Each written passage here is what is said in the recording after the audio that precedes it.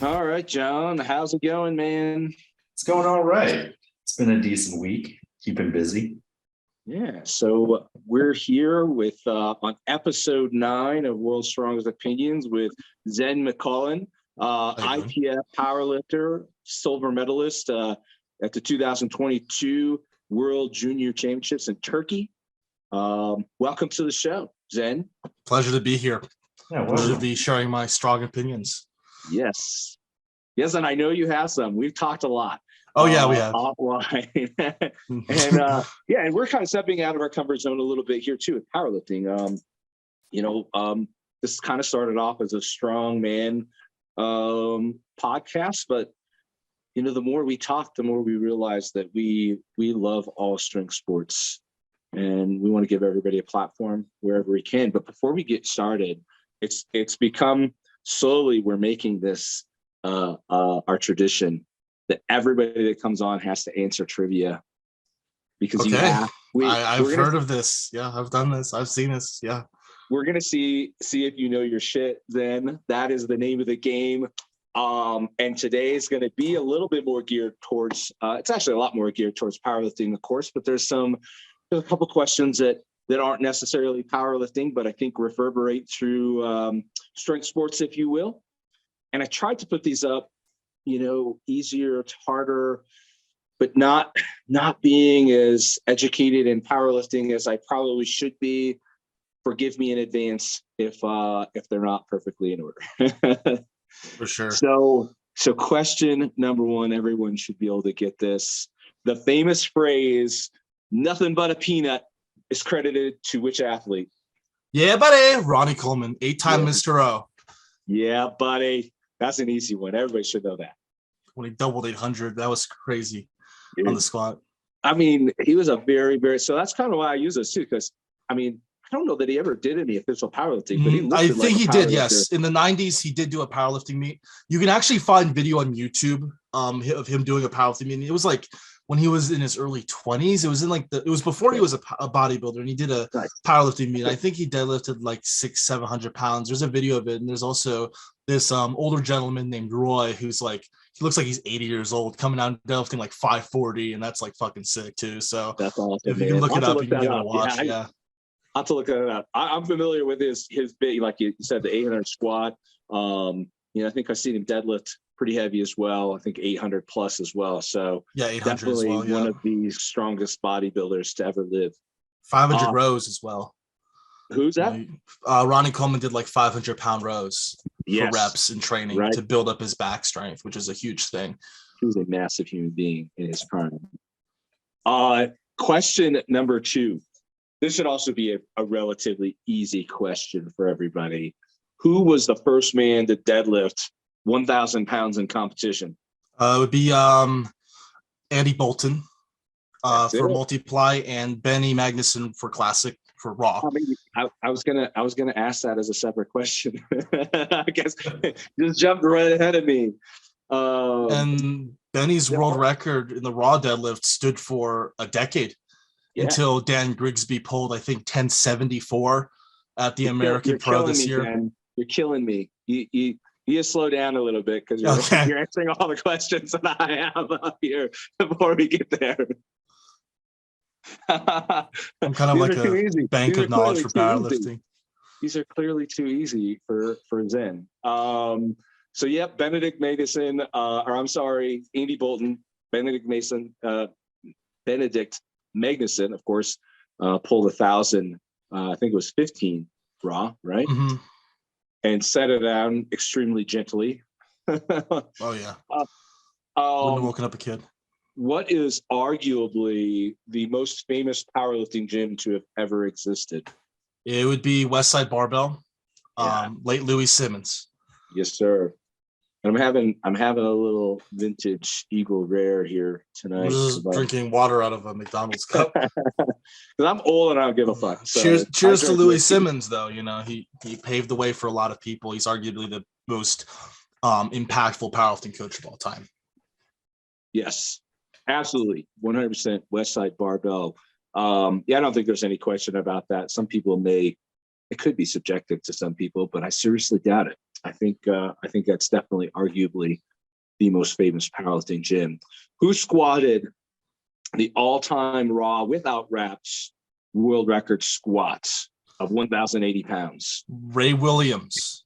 Yeah, buddy. Nothing but a peanut. That was a nice looking squat too. Oh yeah. This one might be a little harder. We'll see. We'll see how much you know, Zen. What year was the first ever international powerlifting championships held? In the IPF, it would be they just did their 50 years, so it would be 1972. All time. I don't know that this was EPF. I think this came before IPF, and it was not 1972. It was before. It was a little bit earlier for powerlifting world. Shit, you're putting me on the seat here. It would have to have been in the 60s then. I'm not sure what year. No, you're close when you said 1972. What year would it have been? Because I don't know. Do you know this, John? I don't. I'm trying to think. This is tough if you're not. This is a real tough one. Yeah, even for me, I mean, I was thinking like, okay, I was at the 50th IPF, like it's the 50th year of the IPF. So, I mean, it'd be in the 70s, 72, 73. It was 1971. It was held by Bob Hoffman of York Barbell. Well, there it is. Yeah, I was close. 72 is pretty close. I think IPF came out the very next year. Yeah, it must have already been national championships. This was the first international powerlifting championship ever held, and allegedly it only had Americans and Brits. And then the following year, they had a little bit more diverse world championship, and that's when the IPF started coming in. Yeah. Cool. I stumped you finally. Yeah, that was pretty tough. This one might be a little harder too, but it's a well-known name. The quote, "The worst thing I can be is the same as everybody else," is attributed to who? The worst thing I can be is the same as everybody else. To be trying to think of this. You're putting me on the spot here. I mean, you do have a couple tricky ones. Can't have to be Mark Bell. Not a powerlifter. Not a powerlifter. Okay. I wouldn't know. John? I am stumped on this one as well. It's another hit. Get in the chopper. Arnold Schwarzenegger. Okay. Seriously, Arnold said that? I mean, it sounds like one of those Mark Bell, like, ramblings from like the early 2010s when he was just starting super training that it just kind of like it was definitely Arnold Schwarzenegger. I actually had a banner with a saying on it in my basement gym. Definitely Arnold Schwarzenegger. And I think it's definitely one of the more famous quotes from Arnold. I mean, there's a lot, obviously, but you got me with all these powerlifting people. I'm like, oh, that's not a powerlifter. Shit. Okay. There's a couple in here that weren't powerlifters. I had to kind of step out for sure, and have a little bit more diverse questions here. Another good question. We'll see if you know this one. Which famous? This might be a dead giveaway when I say this. IFBB bodybuilder, pro bodybuilder, and powerlifter. Which famous IFBB bodybuilder and powerlifter who squatted 854 without knee wraps at 44 years of age and is known as the White Rhino? White Rhino would be Stan Efferding. There you go. Figured out vertical diet when I said White Rhino. that dude's huge. I was thinking of a couple other, but I mean, Stan Efferding markets himself as the world's strongest pro bodybuilder, and he does have the total to back that up. Yes, he does. His squat and deadlift form are the most, peculiar that I've seen. He just kind of screams through the whole lift, which, I mean, that may not be the best for your brace, but it works for him. And he squats more than me raw, so who the fuck cares? I scream when I squat too, because it just sucks. I try not to, because I'm trying to keep my core and everything braced, but some people can scream while doing I love squatting, but yeah, I just I don't know. I involuntarily just let out like all kinds of noise when I squat. All right. Well, you already got this one. Dan Grigsby has the current raw world record deadlift at It's getting up there. 74.7. And it was stupid how fast it was. Yeah. I would not be surprised if him or perhaps Jamal take the overall. If you want to count Thor's deadlift, I mean, it's absolutely the greatest deadlift in human history currently in official conditions. Yeah. So we'll see. I'm excited to see somebody, and I don't care if it's sumo or not. Somebody pulls 502 sumo, no suit, no straps.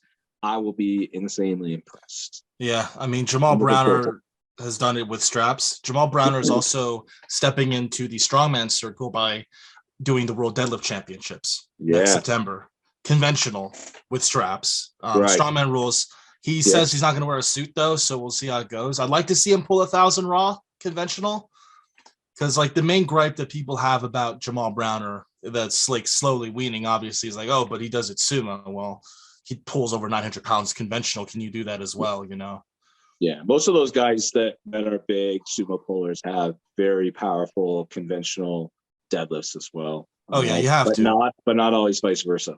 No, I mean, sumo deadlifts as a whole, I feel is a more anatomically challenging lift, because to get into an efficient position for sumo, which if you see all these like top sumo deadlifters, their entire body is basically behind the bar, and they can just like kind of push with their legs, and they hinge in and they're already at lockout because they've maximized their position where their chest is almost completely upright when they start to pull.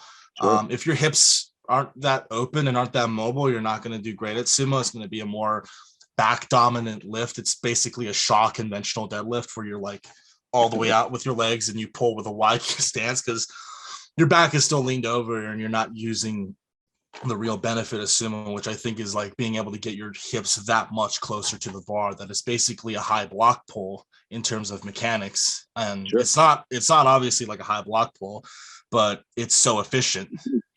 Right. And I mean, we could argue that that's what people argue why it's should be a different lift, but regardless, I have no quarrels with it in powerlifting. No. And sometimes I actually think it's ridiculous that I mean there's obviously certain cases in strongman where it shouldn't be allowed because the range of motion is too short, like on an 18-inch deadlift, but I've always thought it was a little bit silly that sumo is not allowed in strongman, but it should be allowed off the floor. You can have grip closed from head to toe and three belts and double sleeves. You can have everything. You can, and when you deadlift in strongman, you're allowed to wear figure eight straps where the straps are so long that you're basically holding the bar like right here. You're hanging. Yeah.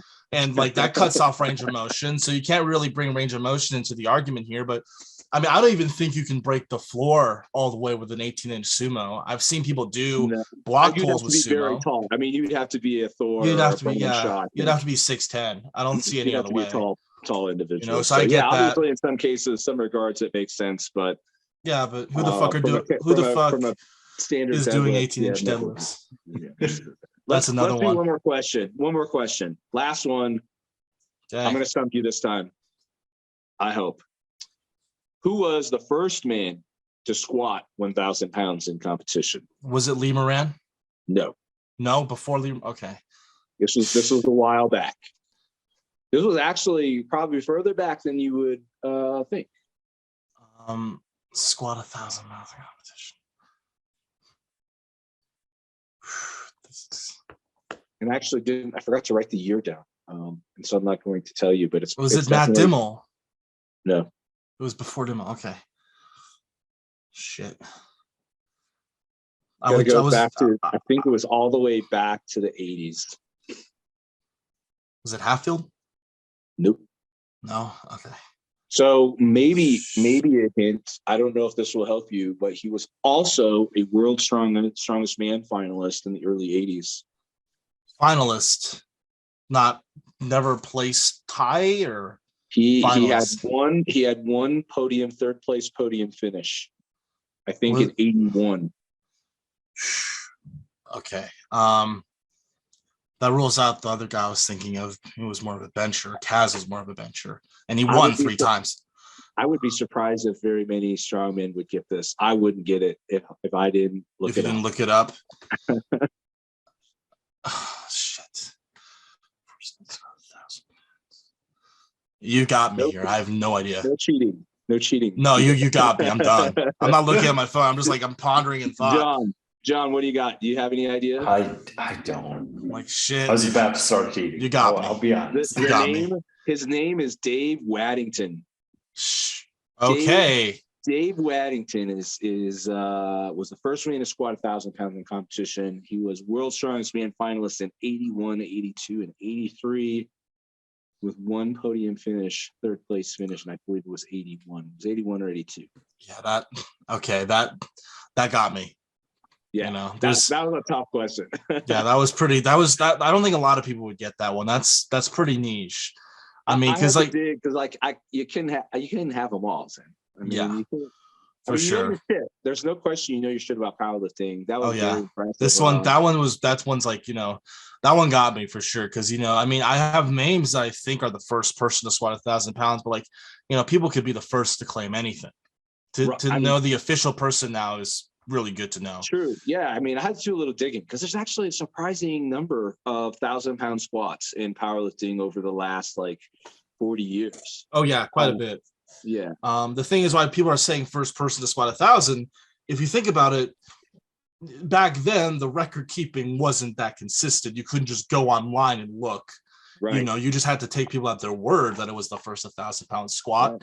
And at that point in time, powerlifting was so new and these lifts were so novel in their like intensity that people were like, yeah, fuck it. I don't think anyone's ever done that before. So, right. I mean, like people just believe it and spread it. So it's hard to say, you know, I mean, and I mean, some people say that, you know, Paul Anderson was squatting 1,000 back in the, you know, way back in the day before anything was verified. Yeah, I was going to guess Paul Anderson when you said it was earlier than you think. And I'm like, no, I don't think he's ever done that in an official competition.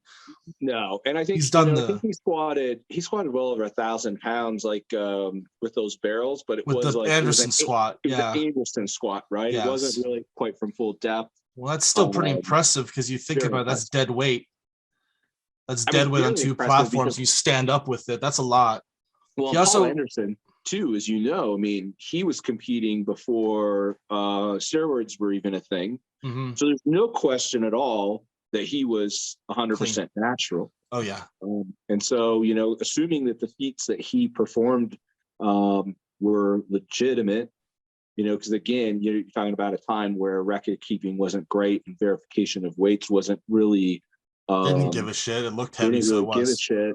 Yeah. You know, but giving him the benefit of the doubt, man, he performed some pretty incredible feats at a time where nobody had any special advantage, right? I think it was 1960 or in that time frame. He actually won an Olympic gold in weightlifting back when it was a 3 lift. The snatch, clean and press, and clean and jerk.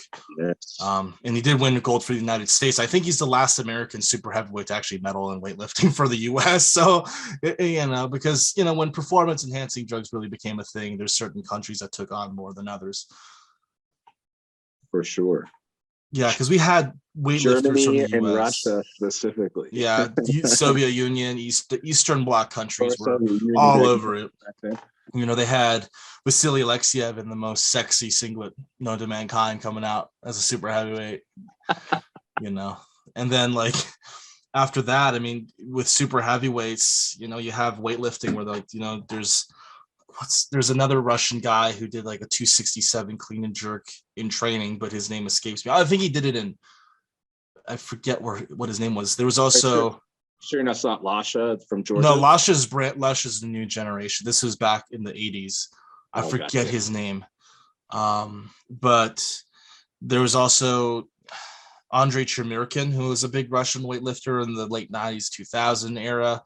He was actually so heavy and so stiff that he could not rack a clean and jerk until over 500 pounds. So he would literally clean it, have it floating in his wrists, and then jerk it from that position. And he's the only person to have ever tried a 600 clean and jerk. He did it in, I think, Sydney in 2000 to win the Olympics, and he has the power to do it. He did have the power to pull it as high as it needed to be, but he could not get under it fast enough, so he missed it. So yeah. and, I'm surprised he didn't hurt himself with a lack of mobility. some people are just built different. He was one of them. I guess. We don't ask questions about people who are just built differently. We just like, yeah, it is what it is, you know. It is what it is. And yeah, Olympic weightlifting in Iran's a big thing too with Razazadeh. And Really? Razazadeh was a big one back in the day. He did a 263 and a half or 264 back in the 2000s, 2004. So yeah, there's a lot of super heavyweights from other countries that are good. Yeah. In weightlifting. And then you have Shane Heyman, which, I mean, that guy was our single ply powerhouse. He would squat 900, 1,000 pounds. You would just unrack and just dive into the hole and pop up as fast as he came down. And that's what actually compelled people to ask him to try weightlifting, because he was so explosive, because most powerlifters squat a little bit slower. Right. But he would just, and with the weight he was doing and not hurting himself, like, oh, you have some potential here. And he was actually pretty good. I mean, he was in the A group at the Olympics, which is pretty good for an American. We usually don't make the A group in anything. Well, now we have a few in the lighter weight classes that are pretty good. Sure. Yeah. Sure. Takes guts to like dive bomb a squat though, man. Yeah, I try to, but with control.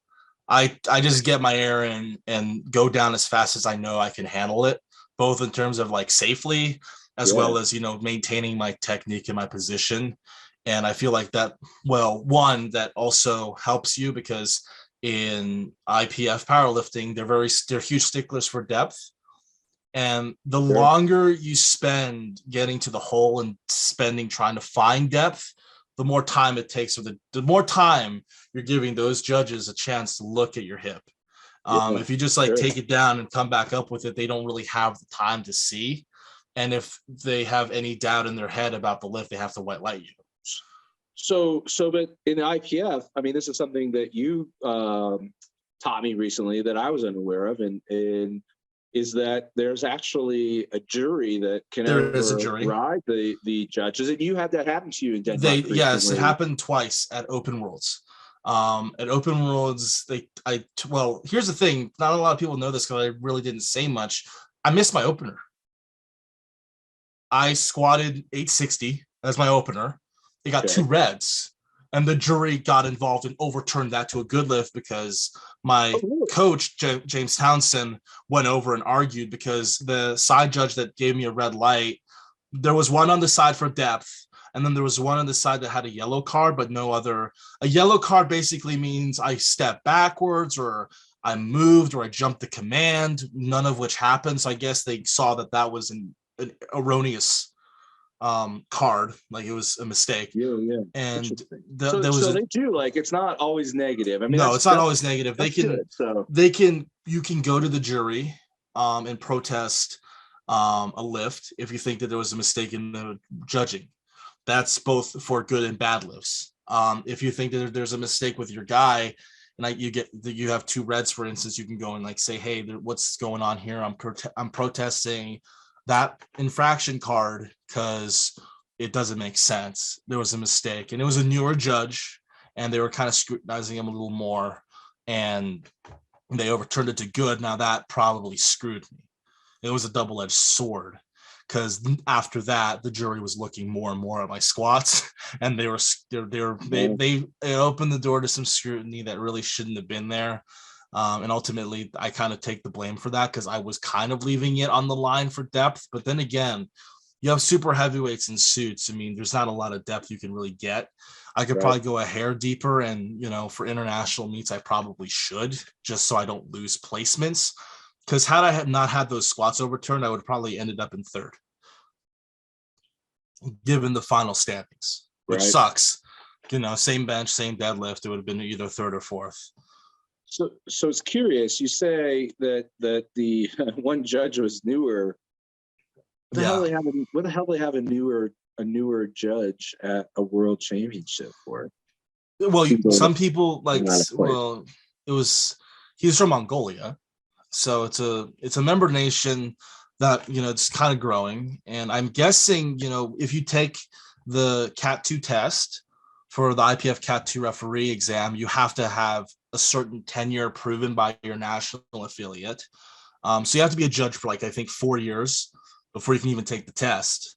And then when you take the test, he wasn't a new judge. He wasn't new, but he was, not as tenured. So they were maybe kind of looking new to at the him. world stage. Yes. I mean, he was a side judge too. They typically don't put newer judges in the head seat or whatever, in the head chair or on the jury. You can't actually be on the jury until you're category 1. So that's another tidbit of information. You have to be a more senior level referee in order to even sit on a jury.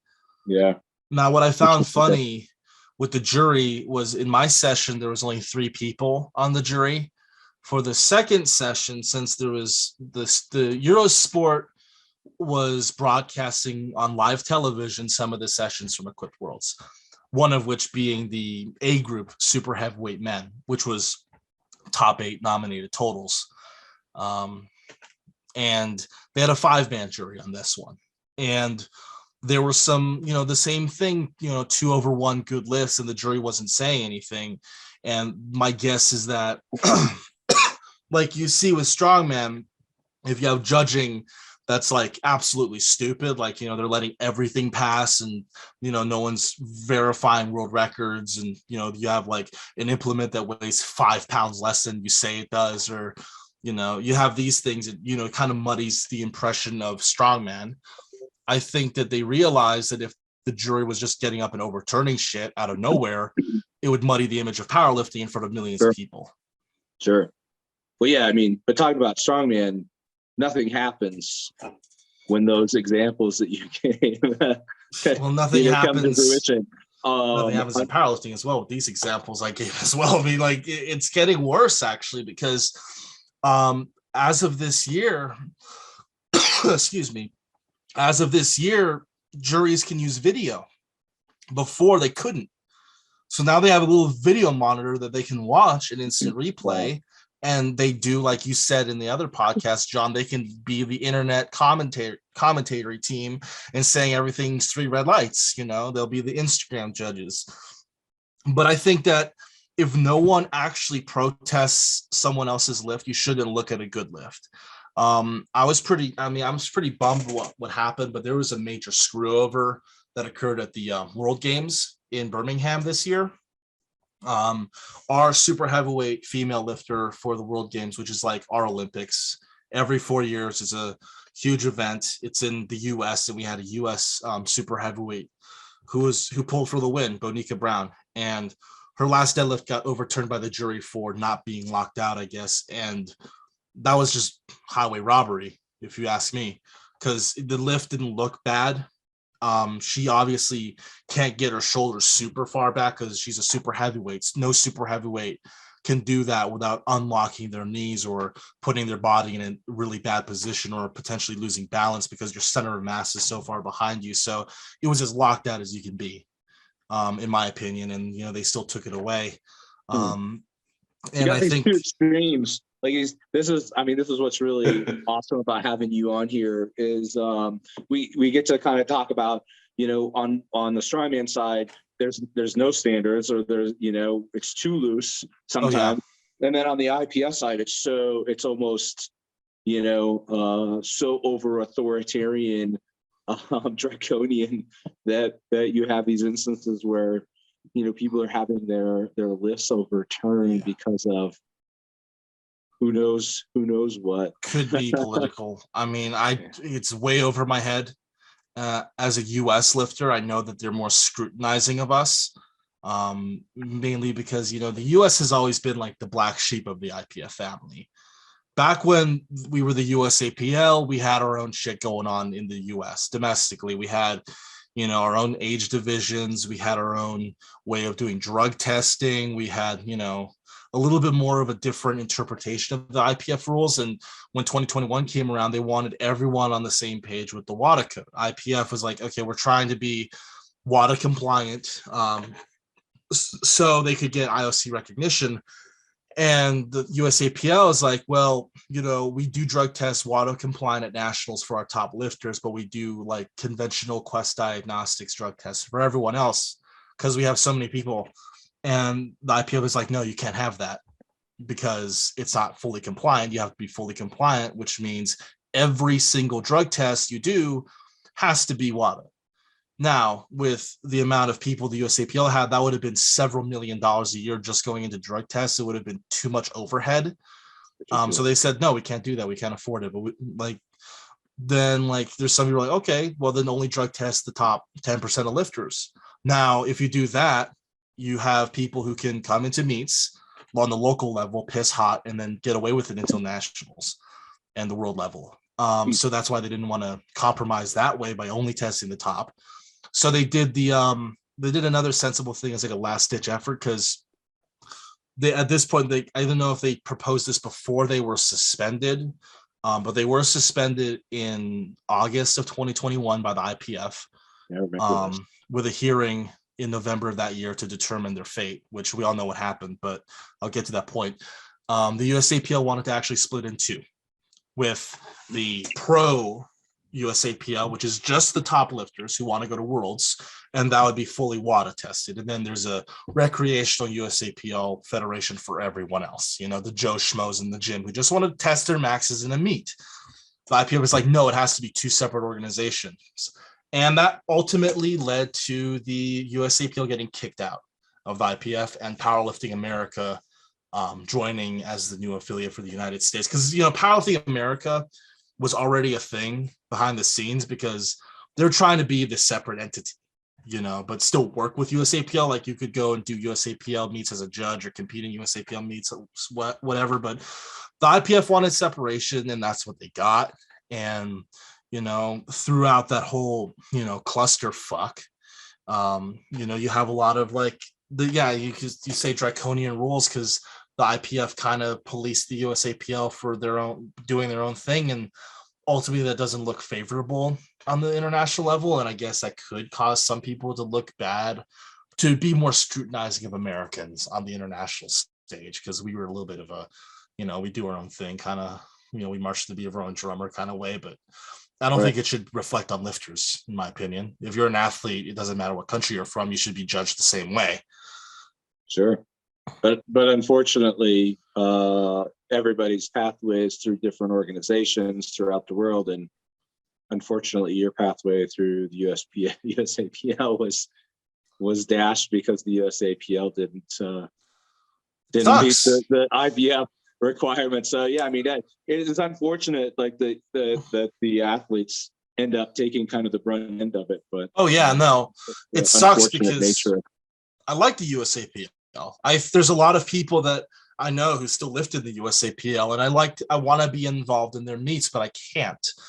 I cannot be involved in any non-WADA sanctioned event. Otherwise, I'll be suspended from the IPF for a year from international competition. And that sucks, but I still want to compete at Worlds because that's my own destiny. And I feel like I have to build forth towards that. But it's horrible to see, that I can't lift or compete or, referee or load spot, whatever, be involved in a USAPL meet because, I have to adhere to the IPF constitution. And, it sucks that these things trickle down on lifters, but, I kind of have to follow it. Ends up like what it really does. And Strongman was kind of guilty of this for a while. And I think they finally have sort of broken the mold.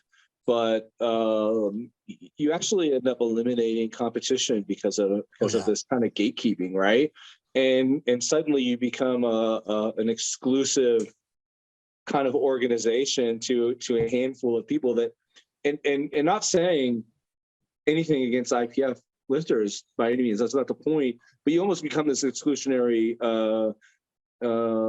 exclusive organization that maybe isn't the best.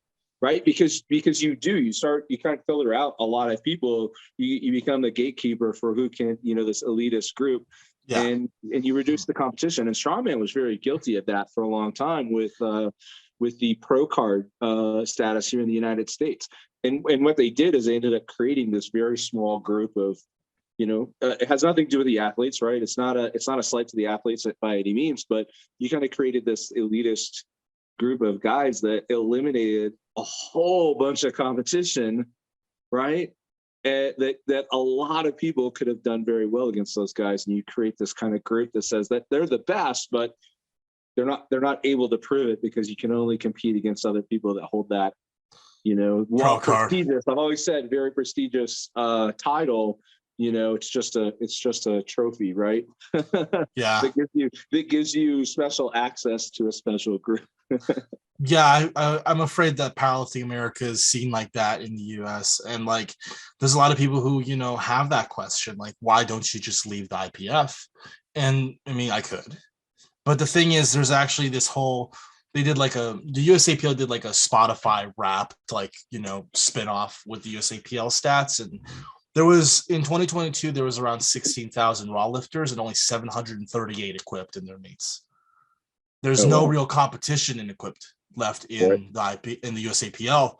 And I like the USAPL. I like what they're doing with their pro card. With them, it's like, okay, since we don't have an international tournament to feed into, you can feed into making a shit ton of money, which, the top prize payout for the Pro Series finals for USAPL Raw is like $12,000, which is pretty good, more than most powerlifters make, especially drug tested. But the only major equipped competition in the world for single ply is in the IPF. To lift among the greatest single ply lifters on the planet, you have to go there. Yeah. And equipped lifting really isn't the thing in the United States, especially single ply. There is a lot of equipped lifting in the US, but with the West Side Barbell and all these, it's multiply. Yeah. And Unlimited is a whole different can of worms. Those band shirts are nuts. You have like these shirts that have like 6 layers of fabric or material, and you're like, explain to me the difference between multiply and unlimited, because I guess I kind of thought they were basically the same exact thing. Unlimited, I think multiply. John, you know this. This is something that you've actually got to. So I actually, you've been too damn quiet, man. You need to jump into this conversation. Yeah. So when I did powerlifting, I did unlimited ply, which essentially, I mean, I literally did meets where like there was no gear check.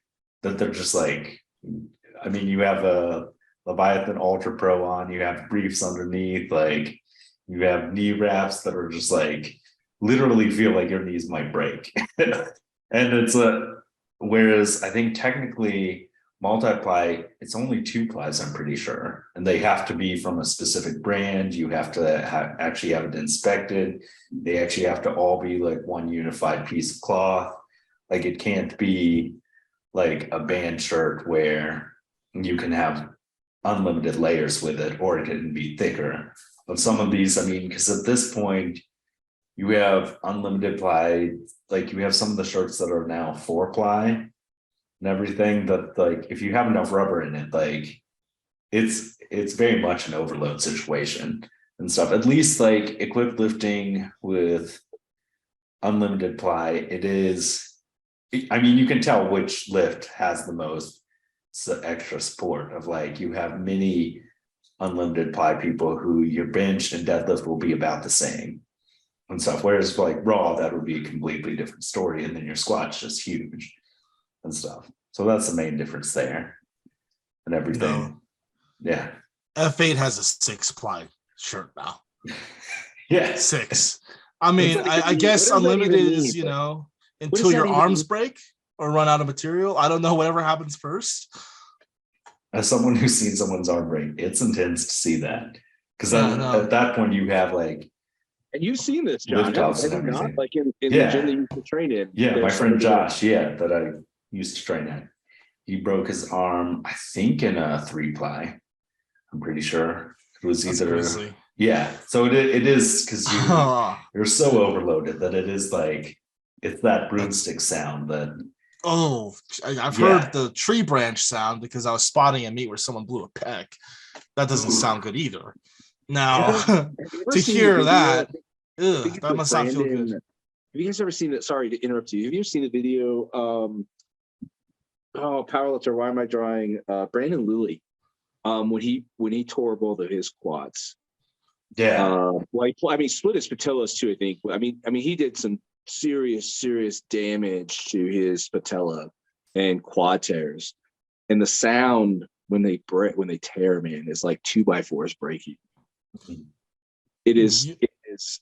I mean, it's disgusting. It is. It's like when you hear it, like it is a brutal sound. You feel it in your bones. I'm sure. You feel it. Yeah. Yeah, it's like one of those things that like guts you to the core when you hear it, because even that peg tear, I heard it and like it sounded like you took a thick tree branch and broke it in half. And that's, I mean, the injuries in powerlifting are a little bit lower, like the rates are a little bit lower than in strongman, but still, when you hear that sound, it's guttural. Yeah, it's very guttural. And a lot of the injuries, I think the difference is this. I mean, from kind of what I've seen is that the injuries in powerlifting tend to be a bit more severe, maybe more infrequent, but more severe. They are more infrequent. Yeah, I mean, I've always said, it's not a matter of if, it's when you tear a bicep in strongman. If you stick with strongman for, I don't know, I'm spitballing here, but if you're in there for a decade, I guarantee you're going to tear up at least one bicep.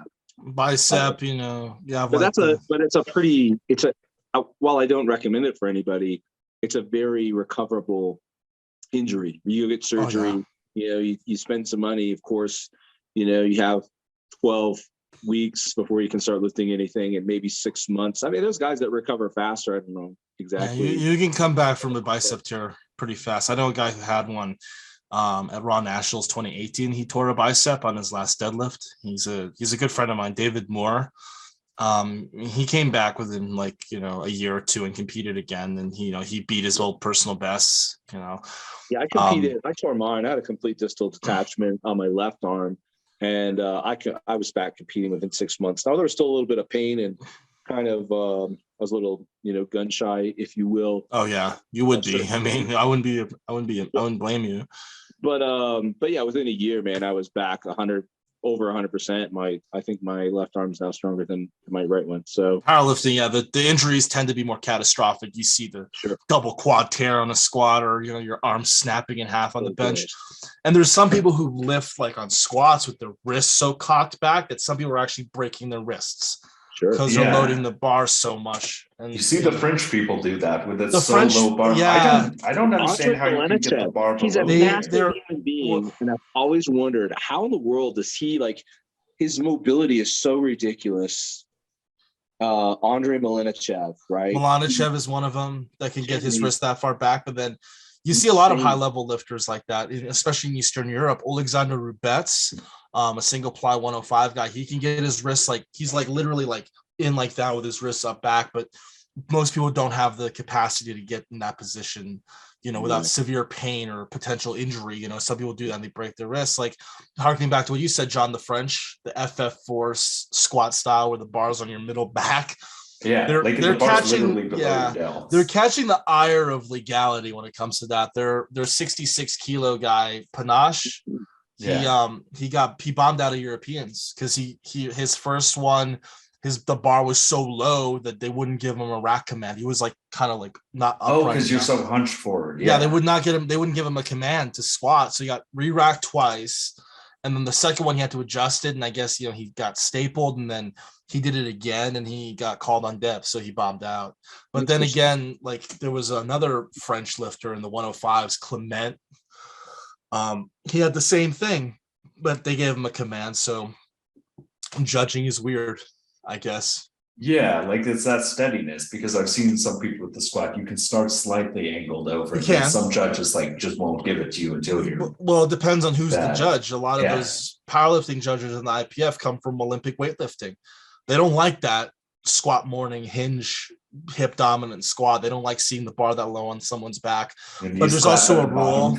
I think there's a rule where the bar can't be underneath the bottom of your rear delt. And I think that's just for safety.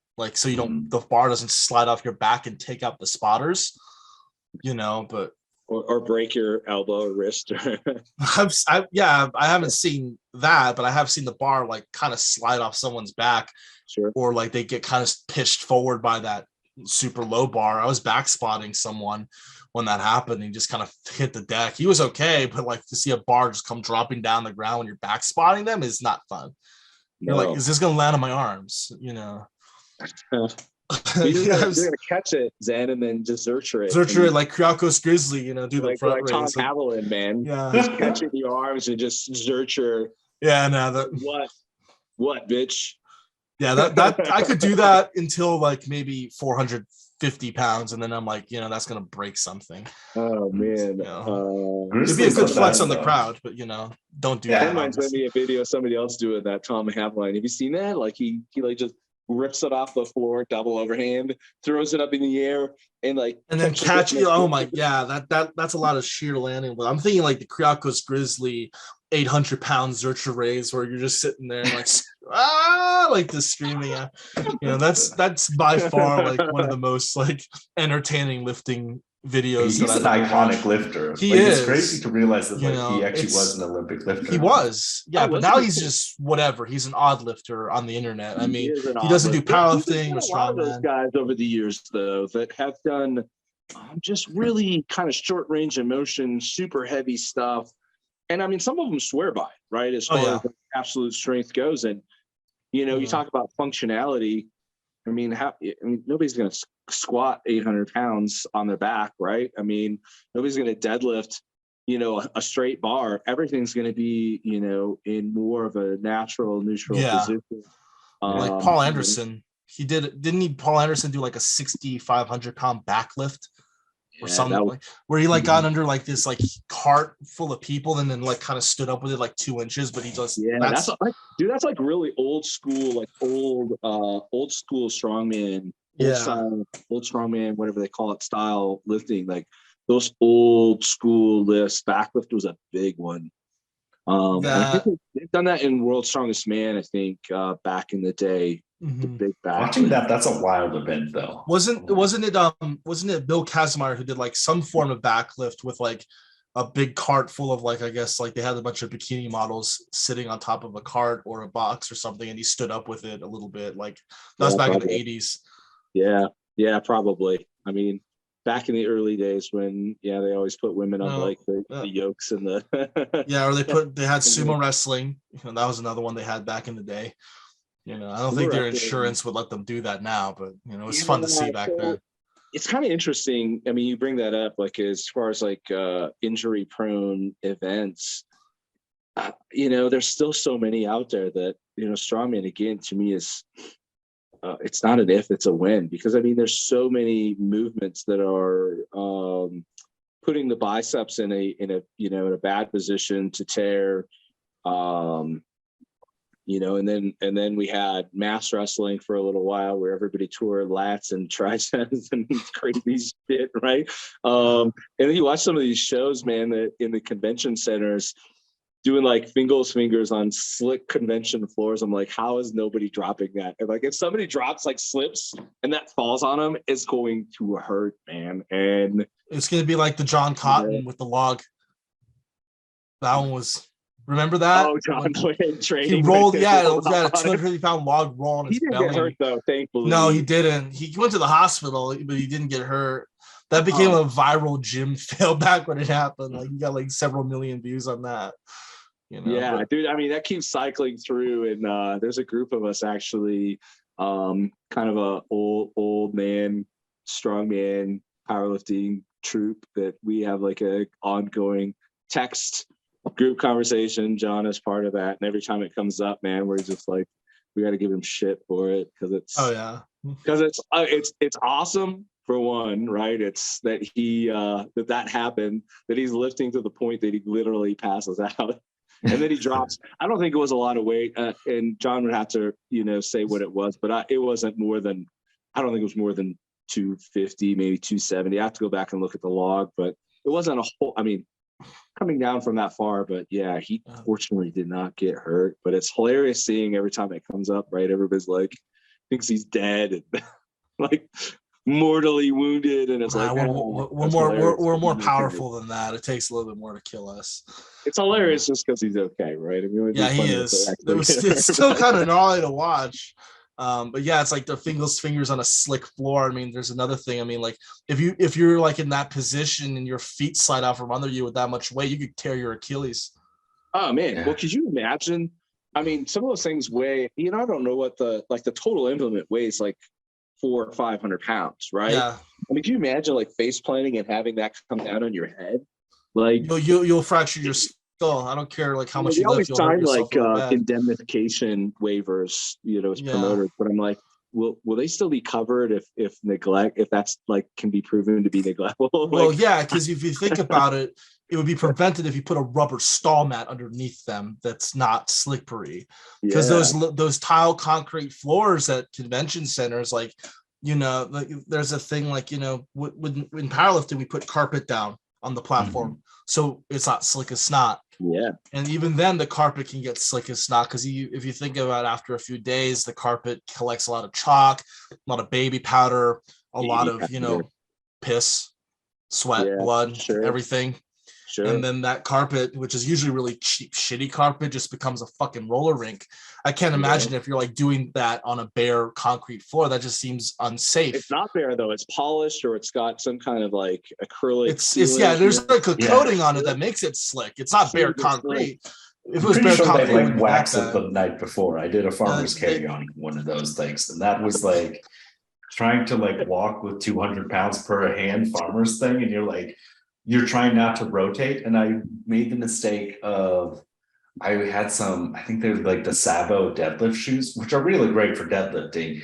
Yeah. But as I was walking over to start doing it, I stepped through a bunch of someone's baby powder that they had done. So my feet were literally just like twisting back and forth. And I was like, it took everything I could do to like finish it. Cause I'm like, I'm not used to with the farmer's carry having to stabilize like every aspect of my body and like just not roll my That's ankle. Another like thing, that a lot of powerlifters suck at strongman because they're not used to moving around with the weight in their hand.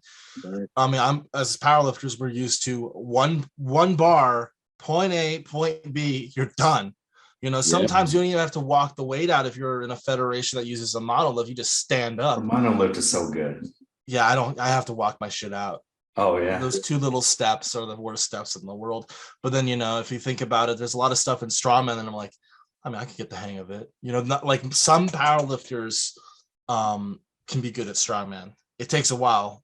Like, Luke Richardson's an example. He moved over and went to the finals in World's Strongest Man, but he's kind of injured. So, it's Kevin Ferris did too. Huh? Didn't Kevin Ferris also do? Kevin Ferris, yeah, maybe. In powerlifting. Back in the day, 1997. I think everybody dabbles a bit too. Yeah. There's not a lot of notable guys, but you're talking about powerlifters that can't move. Brian Siders, who is a great powerlifter. He got invited back in I think it was late, around 2008, 9, 10, somewhere in there maybe. He got invited to the Arnold and World's Strongest Man, and I think he did okay in the Arnold because the Arnold doesn't require as much mobility. It's some static but you can really tell where the athleticism and lack thereof really killed him at World's Strongest Man, where you have to be very agile, very mobile.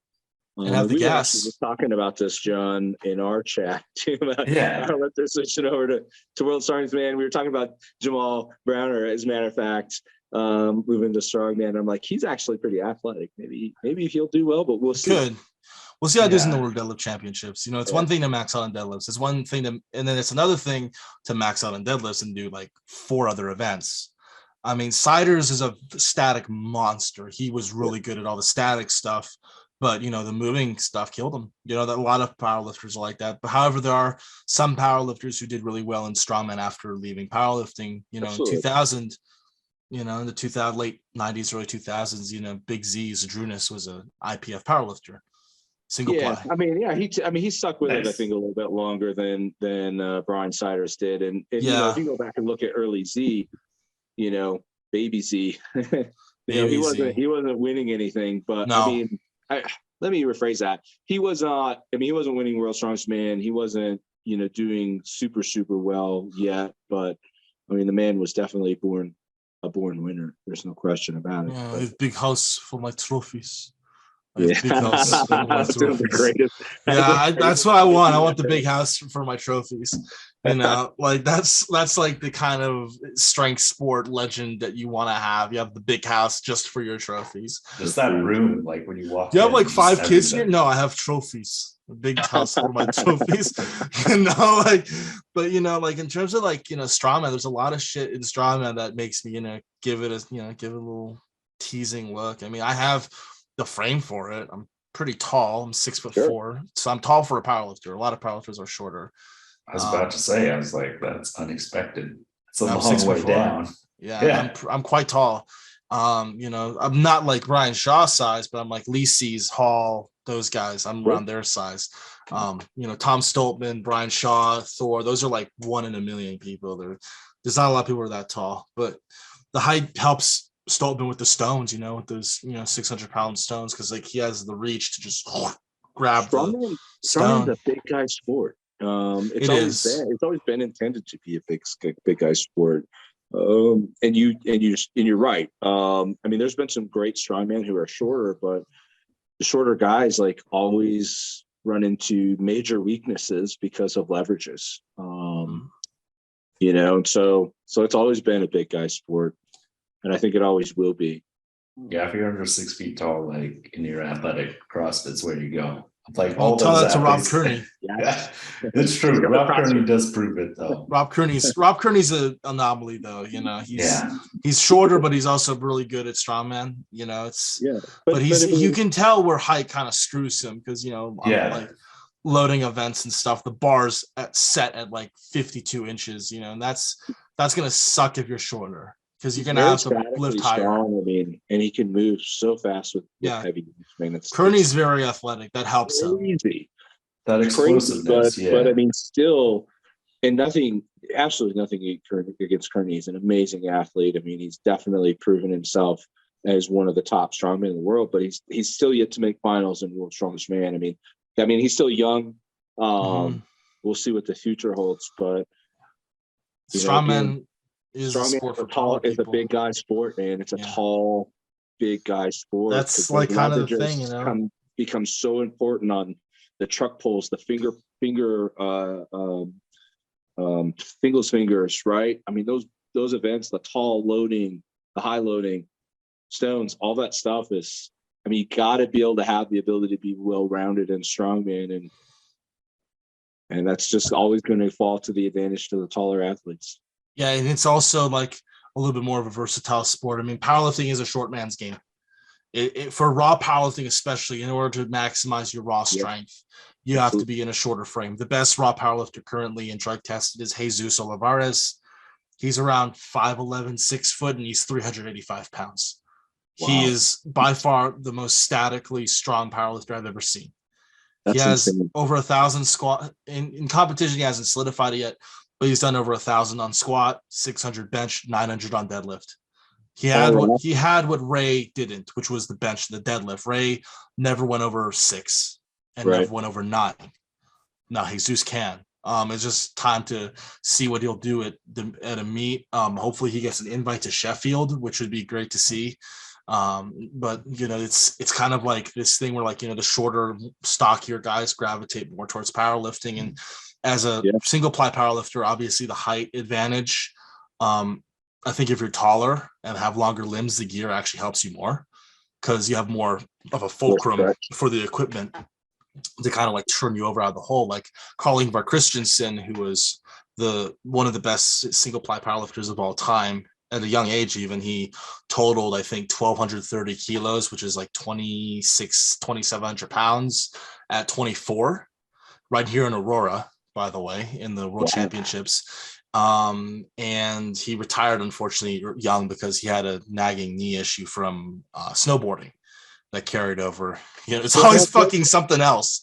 Like the career-ending injuries can come from walking the dog. Like Colorado, why don't you snowboard? I'm like, because if I get hurt snowboarding, that's why I stopped skiing. 1, you get hurt and it sucks. 2, I-70 in the winter sucks.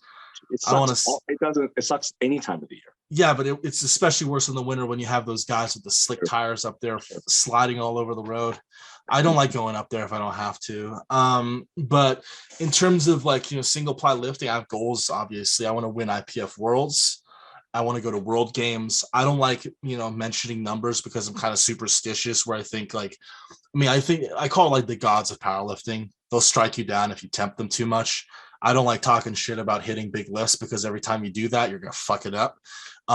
So I tend to like be a little bit more mellow, but my goal ultimately is to total 1,300 kilos in powerlifting single ply, which has never been done in the IPF. Blaine Sumner came close.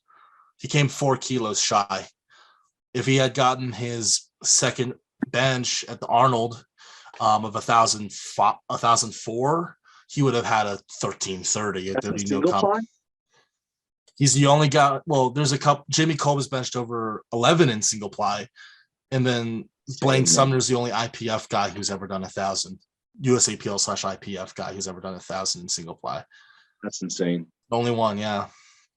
I mean, there's not a lot of single ply benches over 9, let alone 1,000. I think Kolb and Blaine are the only two. Correct me if I'm wrong. And then you have Womack in the high 900s, but that's it. And some of those plies are a little bit thick. Like that's also confusing. Jimmy Kolb uses the thicker collar on the single ply, from what I've heard.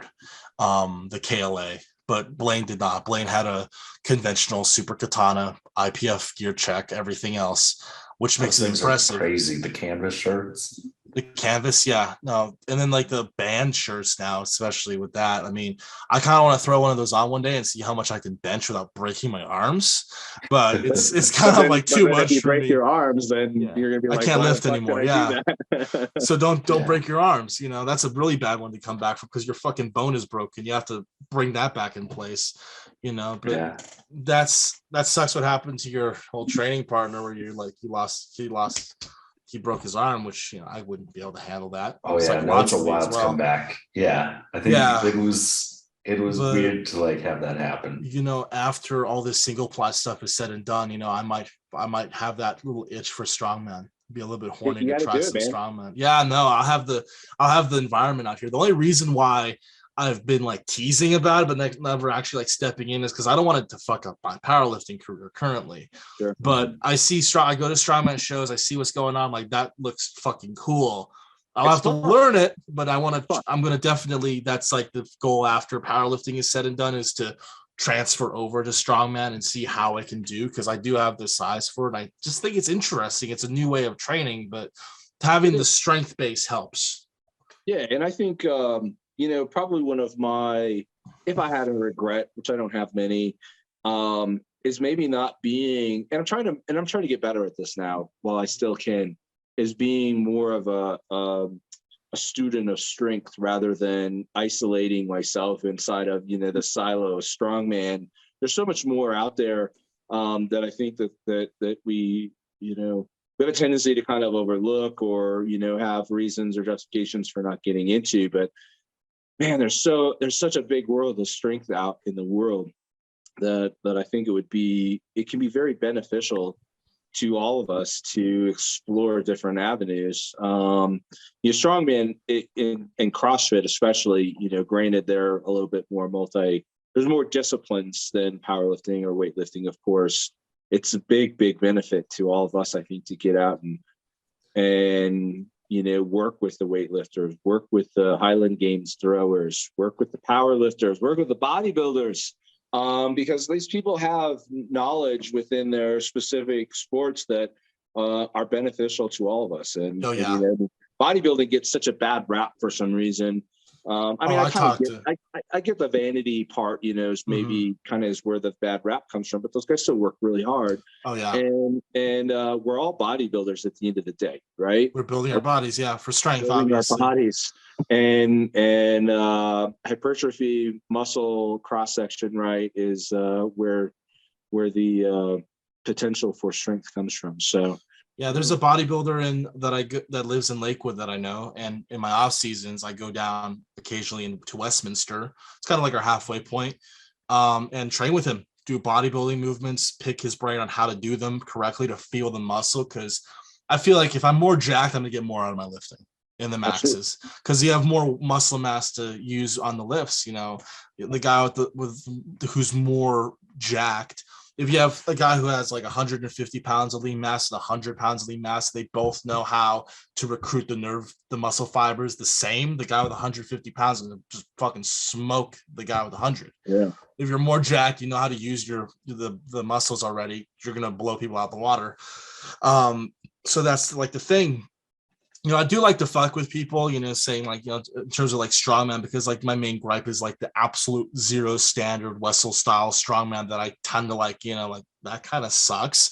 But I think strongman, I have a lot of respect for strongman. You know, powerlifters and strongman and weightlifters all get along, you know, and really, like, as you said, learn from each other, pick each other's brains. Like, you know, when it comes time to wear a deadlift suit in a competition, there's no better way to find out how to wear one and use it than talking to equipped powerlifters, because we have to use it in meets all the time. Exactly.